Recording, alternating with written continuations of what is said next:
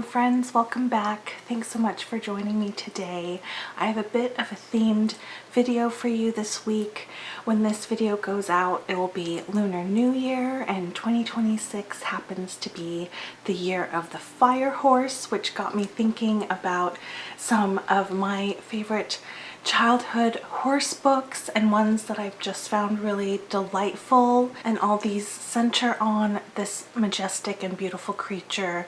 And one of the first ones I want to share with you is this gorgeous picture book, The Girl Who Loved Wild Horses by Paul Goble. I just adore Goble's illustrations, and it's a beautiful retelling of a Navajo folk tale about a girl who really has a special bond with her tribe's horses. She tends to them every day, and she falls asleep and is awoken by a storm and gets separated from her family, and she forms this very close-knit spiritual bond. It's just a lovely story about the interconnectedness of nature and humanity. And yeah, this is a real favorite of my baby sister's, who happens to have been born in the year of the horse. Other books from my childhood is the Diddakoi by Rumer, Godden. This is one of the first books I read of hers. I remember her Dollhouse series, but this one just left a real imprint on me. You follow Kizzy, who is a Romani orphan, and her only one true friend is Joe, who is her horse. And she faces a lot of challenges in her life, which includes having to save Joe from the knacker's yard. And Kizzy had my heart. I really relate to Kizzy, growing up as kind of an outsider myself in a really small racist town, and just so this is a good one. It explores some deep issues, and yeah, I have fond memories of it. And then I have Writing Freedom by Munoz, and this one, from what I can remember, tells us sort of, it's based on a real woman, Charlie Parkhurst, who also overcame a lot of challenges in her life. It's set during the gold rush. She's also an orphan, and really her life revolves around the horses. She takes care of them, and one day she's told that she can't do it anymore because she's a girl, and this really breaks her heart and her spirit, and she decides to disguise herself as a boy and run away, and she spends the majority of her life disguised as a man, which is pretty remarkable. And this is about her really inspiring journey and how she became a kind of famous stagecoach driver. This is another one that I recommend. I have Stealing Thunder by Mary Casanova. This is another one about a young girl who is horrified by the cruelties of one of her next door neighbors that owns a horse stable, and she used to help look after these horses with the help of his wife, who runs away because he's quite abusive.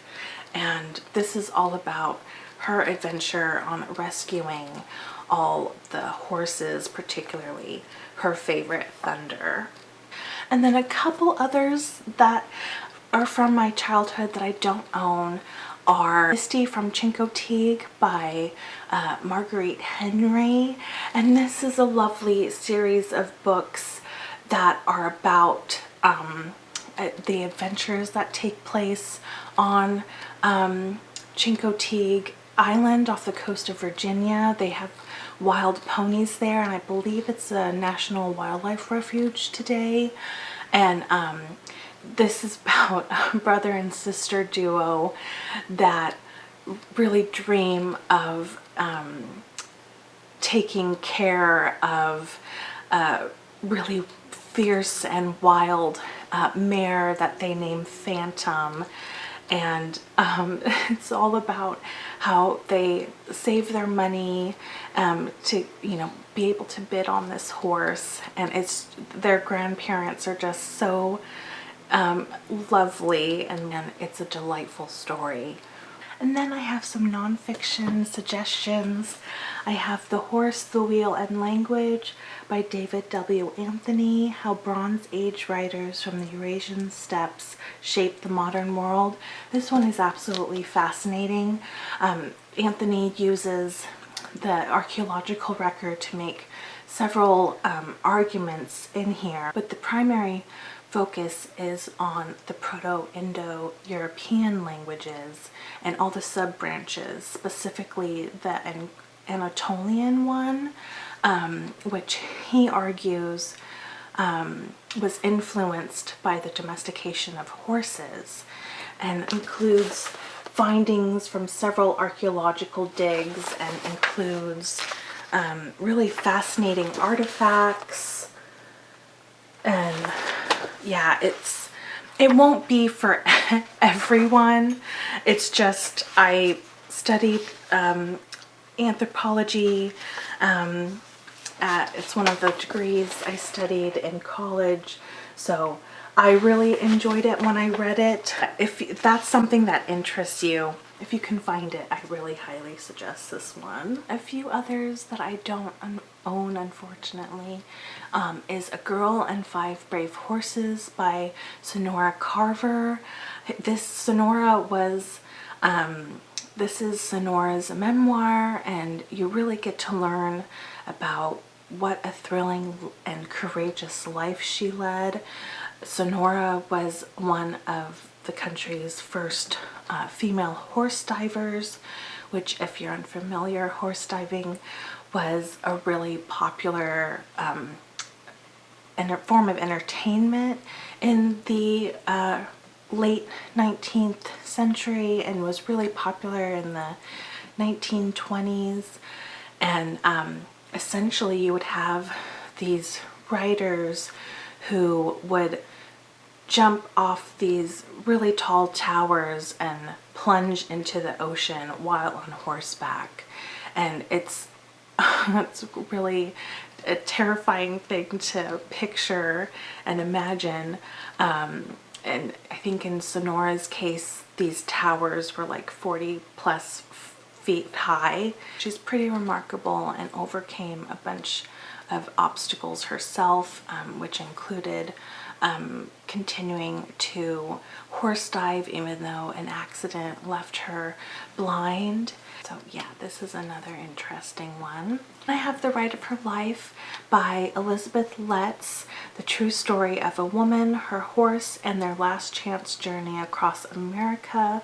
So this is the true story of Annie Wilkins, who in her 60s was told by her physician that she only had a short amount of time to live. And instead of, drowning in her sorrow, she decided to fulfill a lifelong dream, which was to see the Pacific Ocean. And this was in the 1950s. She lived on her own on her farm in Maine, just with her menagerie of animals, which included a brown gelding named Tarzan.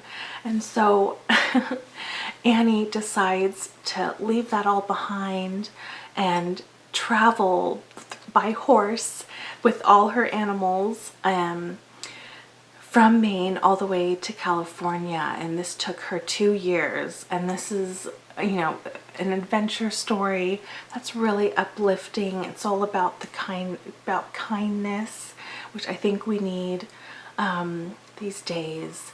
And yeah, I think if you come away with any of these books, let it be this one. It's just absolutely pure joy. So those are some of my favorite books that celebrate the spirit of the horse. If you celebrate Happy Lunar New Year, and I'd love to know if you've read any of these, or even, what you suggest. I know Geraldine Brooks has a new book called Horse that's supposed to be really lovely. So I might have to check that one out this week. And thanks so much, everyone. Enjoy the rest of your day. Bye-bye.